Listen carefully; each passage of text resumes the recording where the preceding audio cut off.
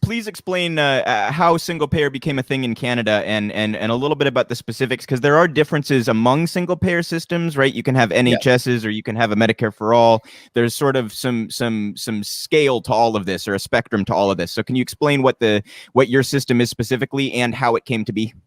Okay, and I'll give you a little history, just basically on the structure of Canada, because I know that a lot of Americans don't know much about Canada.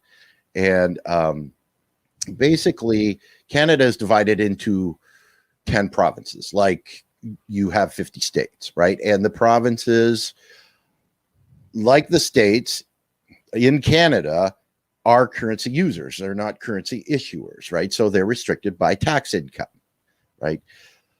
What happens, though, is the federal government steps in to help fund things in the states through transfer payments and block grants, right? A lot of the ways that it used to be done in the United States between the federal government and states. So anyways, back in 1959, so we're going back quite a bit of time here, the premier, which is kind of like the governor of a state, the premier of a province called Saskatchewan, a fella named Tommy Douglas, decided that he was a socialist. He was a devout out there socialist back in 1959.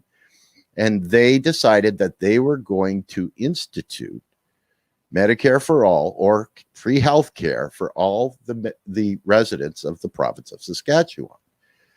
Well, they ended up getting it passed in their legislation in the province, right?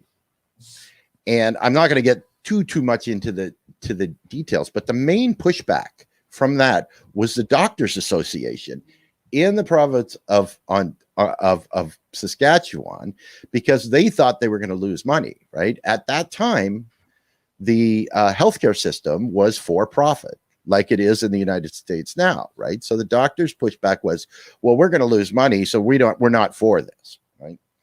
And it ended up that they had a general strike the following year on July the 1st that completely crippled the healthcare system in Saskatchewan. The Canadian government had to get involved, and they actually brought one of the architects from the British NHS system into Canada to negotiate with both sides as a moderator to bring them to an agreement. It took a little while, but they were able to do that. And just to clarify, Andy, you mean the Canadian federal government here was negotiating this? Is that correct? With the province? Yes, because the province of Saskatchewan and the Doctors Association were basically at a standstill.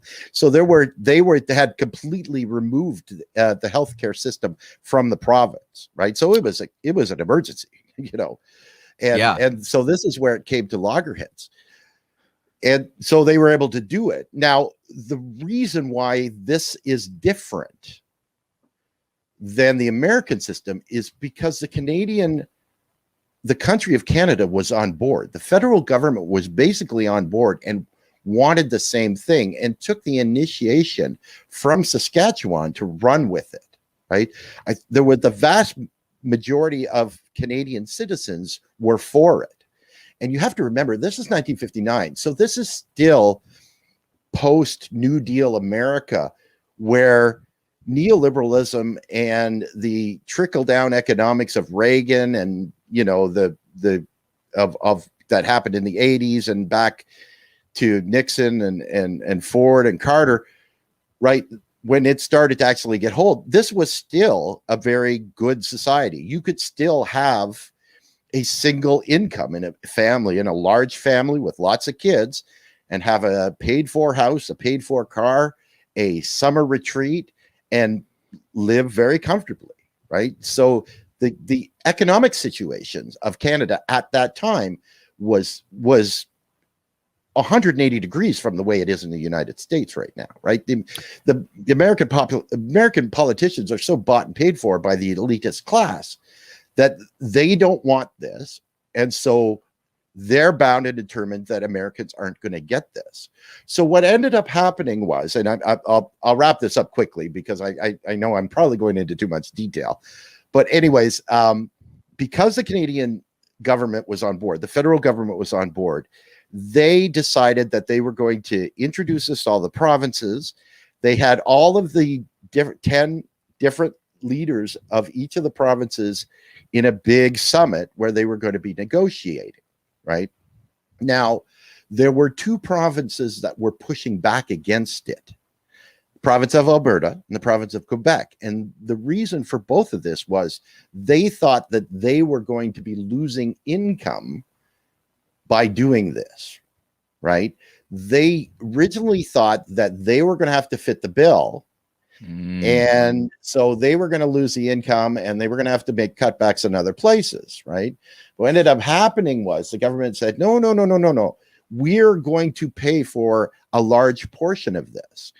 And so they relented eventually and they were able to do it. But I believe this was 1965 or 66. So 6 years had gone by before finally everybody had come to an agreement, right?